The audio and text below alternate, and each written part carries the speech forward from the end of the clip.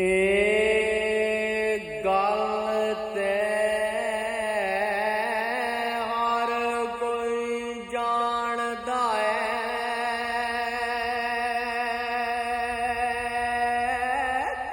ਇਹ ਮੇਲਾ ਮੇਲੀਆਂ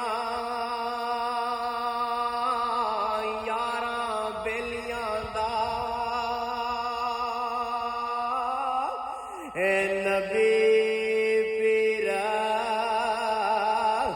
फकीर इमाम ज़ादे संग छड़ गए ओ यारां बेलियां दा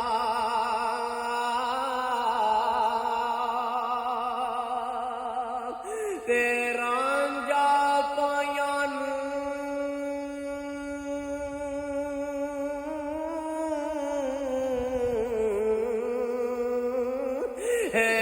छड़ फकीरा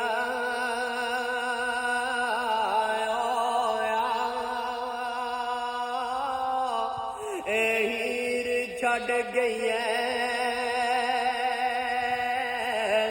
पूर सहेलियां दा एक दिन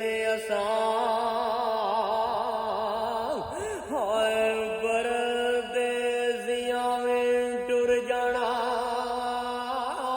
कुंडा मार के